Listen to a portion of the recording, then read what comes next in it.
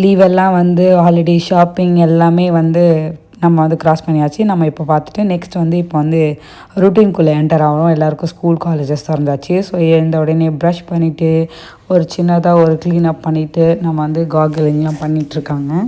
So இந்த மாதிரி எல்லாருமே இப்போ ரொட்டீன்குள்ளே போகிறோம். நல்லா லேட் டைமில் எழுந்துக்காமல் இப்போலாம் அலாரம் வச்சு எழுந்துக்க வேண்டியதாக இருந்தது.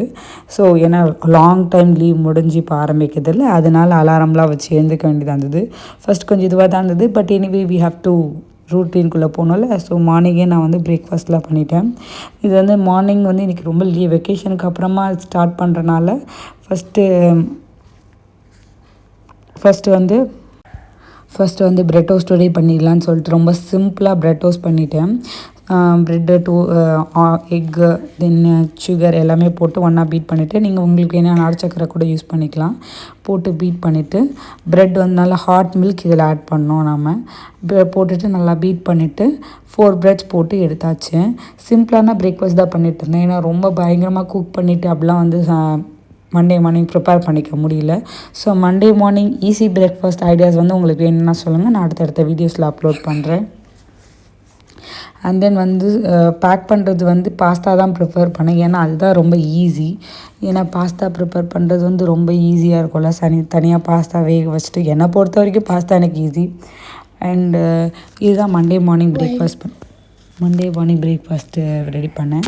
ஸோ எக்ஸ் எல்லாமே பீட் பண்ணிவிட்டு நம்ம இதில் வந்து ப்ரெட்டை வந்து சோக் பண்ணி எடுத்துகிட்டு நம்ம வந்து ப்ரெட் டோஸ்ட் ரெடி பண்ணிட்டேன். நான் சைட் பை சைட் வந்து பாஸ்தா பண்ணலான்னு தான் பார்த்தேன். பட் ஆஸ் யூஷுவல் இதெல்லாம் பண்ணிவிட்டு அங்கே சைடு கிளப்புறதுக்கே கரெக்டாக இருந்தது. ஸோ ஃபஸ்ட்டு ப்ரெட்டை முடிச்சுட்டு பிரேக்ஃபாஸ்ட் கொடுத்துட்ட பிறகு தான் வந்து நான் பாஸ்தா ரெடி பண்ண ஆரம்பித்தேன்.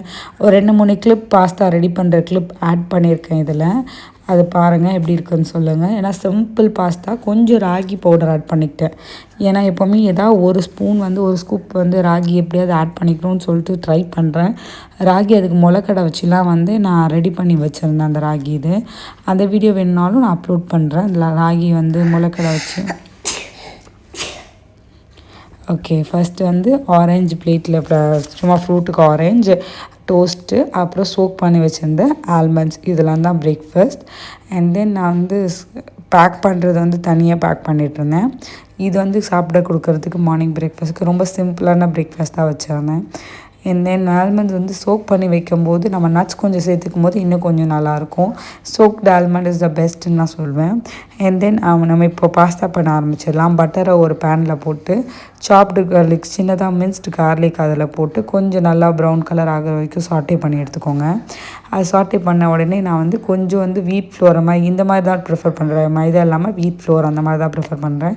அந்த பட்டரில் போட்டு கொஞ்சம் ஃப்ரை பண்ணிவிட்டு அந்த கோதுமை ஸ்மெல் கொஞ்சம் போன பிறகு நான் கொஞ்சம் ராகியும் ஒரு ஸ்பூன் இதை நான் வந்து முளையிட்ட வச்சு அரைச்சி வச்சுருக்க ராகி பவுடர் இது நான் மிக்சிலே அரைச்சிட்டேன்.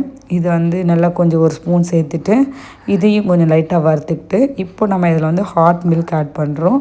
இது நல்லா க்ரீமி டெக்ஸ்சராக வர வரைக்கும் நம்ம வந்து நல்லா வந்து மிக்ஸ் பண்ணிக்கலாம். மிக்ஸ் பண்ணிவிட்டு நல்லா அதை வந்து க்ரீமி டெக்ஸ்சர் வரைக்கும் மிக்ஸ் பண்ணிட்டு அவிச்சு வச்ச பாஸ்தாவை இதில் அப்படியே ஆட் பண்ணிக்கணும். பாஸ்தா ரெடி ஆகிடுச்சு. அப்படியே வெஜிடபிள் ஷாப் போயிட்டு எல்லாம் வந்துட்டேன். இந்த எல்லா வீடியோ பிடிச்சிருந்தா லைக் பண்ணி ஷேர் பண்ணி